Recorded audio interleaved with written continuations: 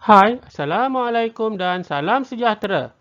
Bertemu lagi kita dalam siri nota bijak bagi mata pelajaran Pendidikan Kesihatan tahun 4. Kali ini kita akan membincangkan tentang unit 12, Pemakanan Sihat, dengan tajuknya Aras Kumpulan Makanan. Bersama saya, Cikgu MHS.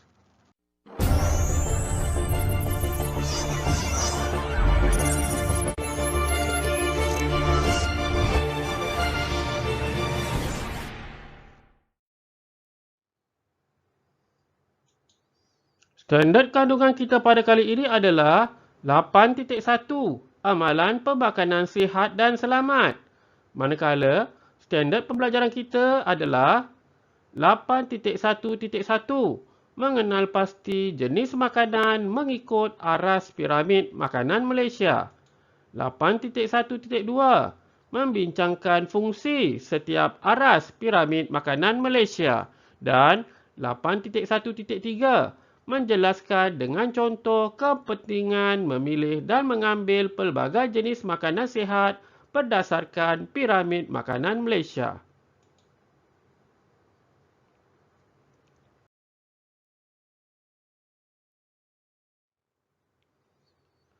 Isi pembelajaran kita pada kali ini akan merujuk halaman 96 dan 97, buku teks Pendidikan Jasmani dan Pendidikan Kesihatan tahun 4. Mari kita lihat dan kita baca bersama-sama apakah yang tertulis di halaman 96 buku teks kamu.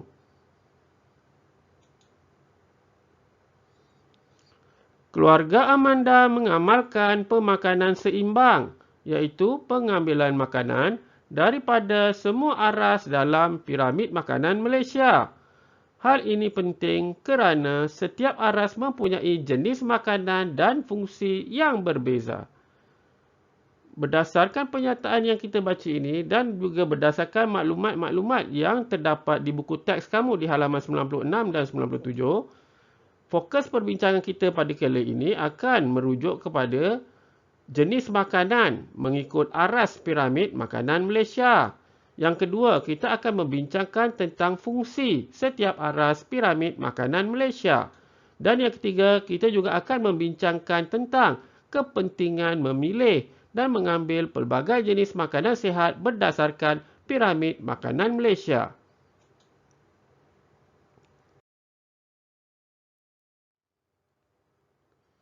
Sebelum kita melanjutkan perbincangan kita, terlebih dahulu cikgu ingin memperkenalkan kepada kamu apakah yang dikatakan sebagai piramid makanan Malaysia. Gambar yang kamu lihat ini adalah piramid makanan Malaysia di mana terdapat 4 aras. Di setiap aras terdapat makanan yang berbeza. Makanan yang paling banyak yang perlu dimakan adalah makanan pada aras 1, iaitu antara 8 hingga 12 sajian setiap hari. Manakala pada aras 2, kalau kamu lihat, terdapat makanan yang kamu perlu makan sekurang-kurangnya 5 sajian setiap hari. Di aras ketiga, 1 hingga 2 sajian setiap hari. Dan pada aras 4, makanan yang paling sedikit yang patut kamu makan pada setiap hari. Kita akan membincangkan dengan lebih lanjut tentang setiap aras yang terdapat pada piramid makanan Malaysia ini.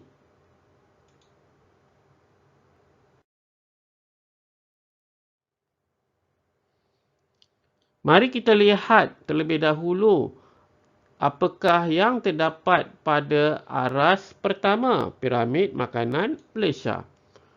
Pada aras pertama, piramid makanan Malaysia, makanan yang perlu kita ambil terdiri daripada makanan yang mengandungi karbohidrat. Apakah yang dimaksudkan dengan karbohidrat? Baik, karbohidrat ini adalah merupakan sumber tenaga utama manusia. Ia perlu diambil secukupnya pada setiap hari. Kenapa? Sebab ia akan memberikan tenaga yang perlu untuk kita gunakan sepanjang hari. Antara contoh makanan yang mengandungi karbohidrat adalah termasuk nasi, roti, jagung, keledek, kentang, oat, barley, tosai, capati, mi dan biskut. Ini adalah gambar yang lebih jelas untuk kamu lihat, iaitu makanan yang mengandungi karbohidrat.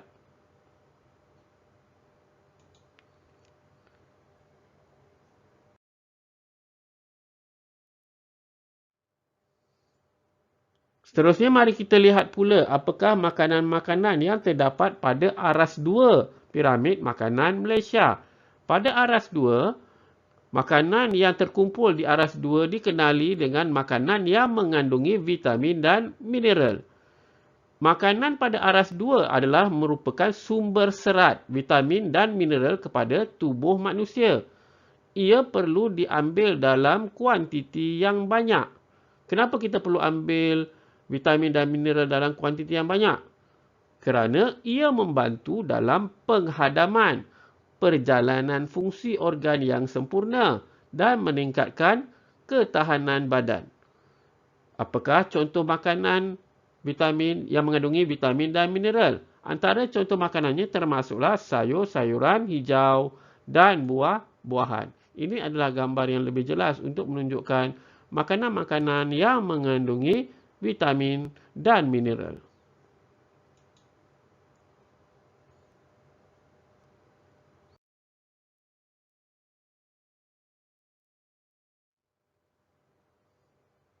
Mari kita lihat pula apakah makanan yang terdapat pada aras 3 piramid makanan Malaysia.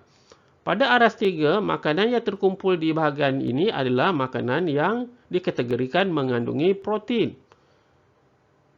Protein merupakan sumber yang perlu kita ambil untuk menguatkan atau untuk menjadikan badan kita sihat.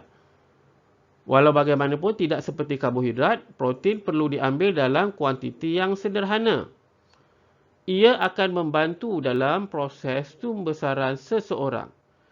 Antara contoh makanan yang mengandungi protein termasuklah ikan, daging, susu dan keju. Ini adalah gambar yang lebih jelas untuk kita lihat apakah jenis-jenis makanan yang mengandungi protein.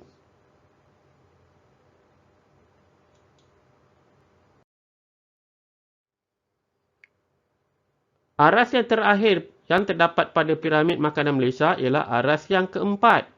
Aras keempat adalah mengumpulkan makanan-makanan yang mengandungi lemak, minyak, gula dan garam. Pada aras ini, makanan ini akan membekalkan sumber tenaga dan nutrien kepada tubuh badan manusia. Walau bagaimanapun, ia perlu diambil dalam kuantiti yang sedikit. Makanan yang mengandungi lemak, minyak, gula dan garam ini akan membekalkan badan dengan tenaga dan juga sebagai penebat haba.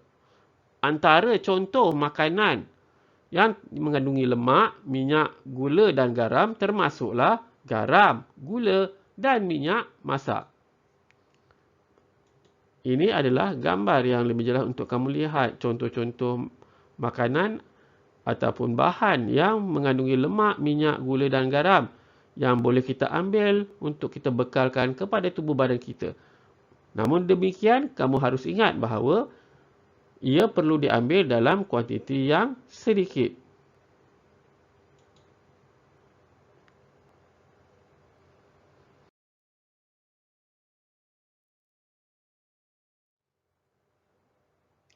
Seterusnya, cikgu ingin menunjukkan kepada kamu contoh sajian seimbang yang boleh kamu ambil untuk sehari.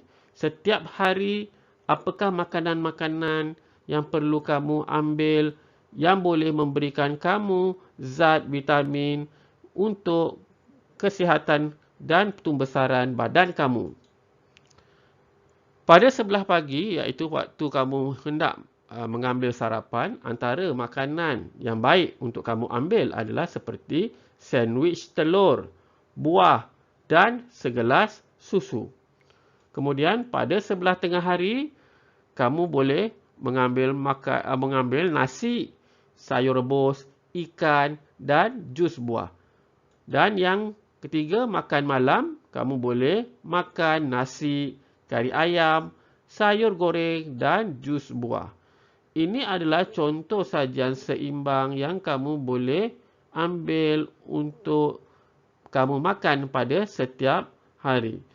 Ketiga-tiga sajian ini kalau kamu lihat agak seimbang kerana ia mengandungi karbohidrat, ia juga mengandungi protein, juga mengandungi vitamin dan mineral serta ada sedikit lemak, minyak, gula dan garam di situ.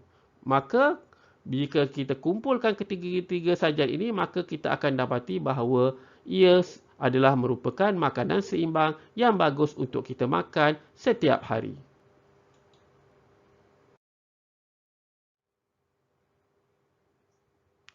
Cikgu juga ingin menarik perhatian kamu untuk membincangkan tentang kepentingan kamu mengambil pelbagai jenis makanan berpandukan piramid makanan Malaysia. Ada banyak kelebihan dan kebaikan yang kita dapat jika kita mengamalkan pemakanan seimbang yang kita pandukan kepada piramid makanan Malaysia. Baik, yang pertama jika kamu lihat pada maklumat yang diberi, makanan yang kita ambil, yang kita berpandukan kepada piramid makanan Malaysia membuatkan tubuh kita mendapat semua vitamin dan zat galian yang mencukupi. Tubuh kita memerlukan vitamin dan zat galian yang mencukupi. Ini hanya boleh diperolehi sekiranya kita mengambil pelbagai jenis makanan daripada piramid makanan Malaysia. Yang kedua, kebaikan yang kita boleh dapat bila kita mengambil makanan seimbang berpandukan daripada piramid makanan Malaysia ialah perkembangan mental dan fizikal kita akan menjadi lebih sihat. Mengamalkan pemakanan yang seimbang amat penting bagi tumbesaran seseorang. Dengan mengambil pelbagai jenis makanan daripada piramid makanan Malaysia, dapat menjamin bahawa bukan sahaja tubuh badan kita menjadi sihat, malah juga membina mental yang sihat. Jadi, kita bukan sahaja makan untuk menjadikan tubuh badan kita sihat, tapi juga kita perlu makan makanan seimbang kerana ia juga akan menentukan kekuatan mental dan juga emosi keseluruhan pada badan kita dan itu akan menjadikan kita sihat ke semua bahagian. Yang ketiga, antara kepentingan kita mengambil pelbagai jenis makanan daripada piramid makanan Malaysia ialah ia boleh mengawal berat badan agar tidak berlebihan atau kekurangan berat badan. Ramai rakyat Malaysia hidup dengan amalan pemakanan yang berlebihan dan tidak seimbang. Ini akan menyebabkan ada di antara mereka mengalami obesiti. Ada juga atau ada pula yang banyak makan makanan ringan menyebabkan badan mereka tidak cukup zat. Jadi sekiranya kita mengambil makanan yang di luar atau bukan terdapat dalam piramid makanan Malaysia, ada kemungkinan makanan yang kita makan itu merupakan makanan yang kurang berzat, yang menyebabkan kita tidak mendapat zat yang secukupnya. Ada juga yang menyebabkan kita makan secara berlebihan ataupun tidak terkawal, yang boleh menyebabkan kita mengalami obesiti ataupun berat badan berlebihan. Dan yang keempat, kita juga akan membantu menghindari penyakit apabila kita memilih ataupun mengambil pelbagai jenis makanan daripada piramid makanan Malaysia. Untuk meningkatkan imunisasi dalam tubuh, kita perlu mengamalkan pemakanan yang seimbang. Ini sekaligus dapat membantu kita menguatkan pertahanan dalam diri kita untuk melawan virus yang cuba menjangkiti tubuh kita. Ini menunjukkan bahawa sekiranya kita mengamalkan pemakanan yang sihat, makanan yang seimbang, maka imunisasi dalam tubuh kita akan menjadi semakin kuat, maka pertahanan badan kita yang kuat itu akan menghalang virus-virus atau kuman-kuman yang cuba menyerang kita dengan pelbagai jenis penyakit.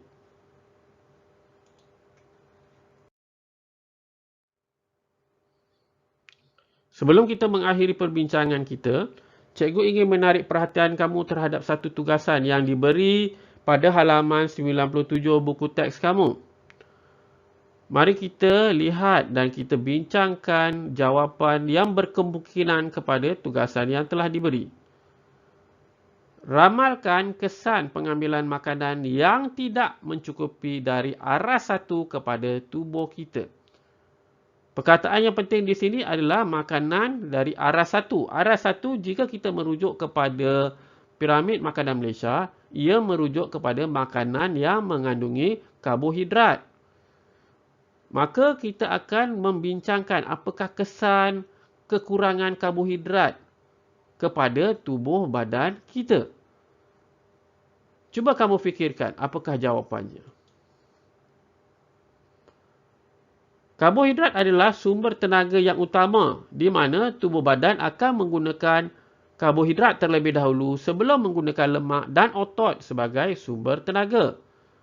Ini ada cikgu terangkan pada awal perbincangan kita di mana cikgu ada mengatakan bahawa karbohidrat merupakan sumber tenaga yang utama dan kita perlu memastikan badan kita mempunyai bilangan karbohidrat yang mencukupi agar kita dapat melakukan aktiviti kita seharian dengan bekalan tenaga yang cukup.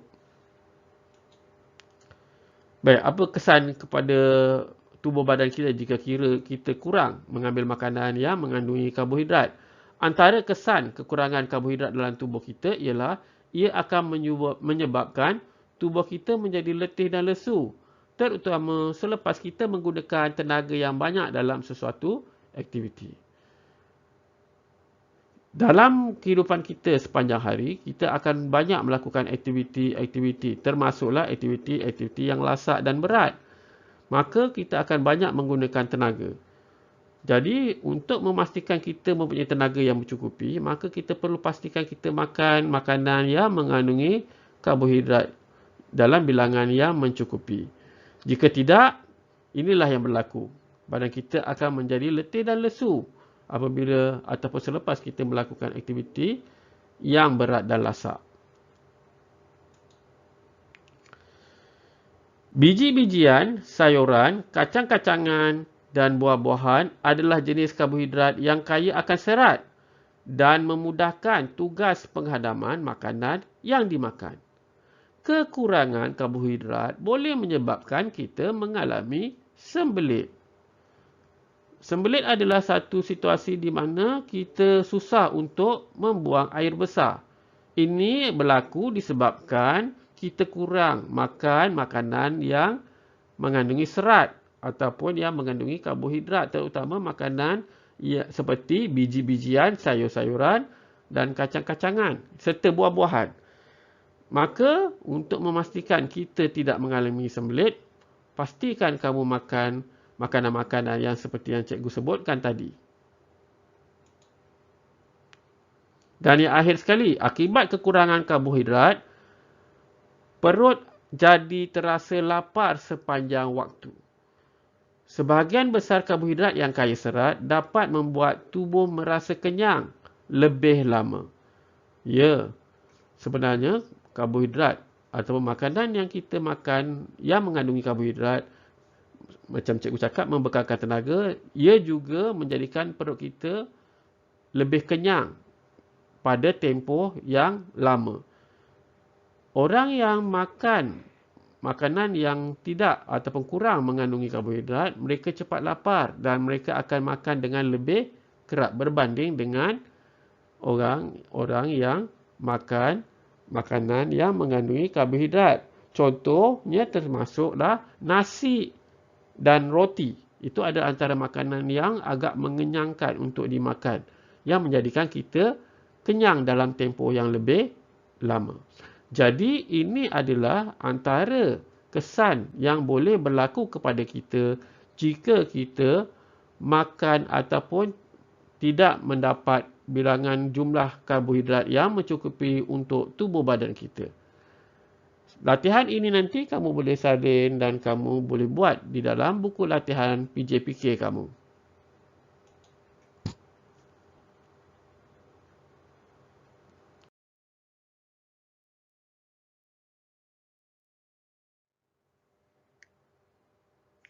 Alhamdulillah, selesai sudah perbincangan kita tentang piramid makanan Malaysia, di mana kita telah membincangkan tentang 4 aras dan 4 jenis makanan yang perlu kita makan setiap hari untuk memastikan badan kita sihat dari segi fizikal dan mental.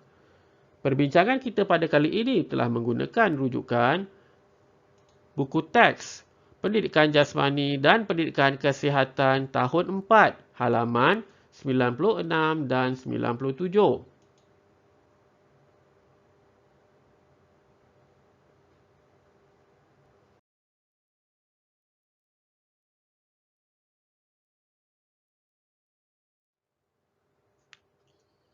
Semoga apa yang disampaikan tadi akan memberikan manfaat kepada anda semua. Seperti biasa, jangan lupa like video ini dan subscribe My Science Video Channel. Bahan menarik, murid tertarik, pasti hasilnya terbaik. Bertemu lagi kita pada masa akan datang. Sekian, terima kasih.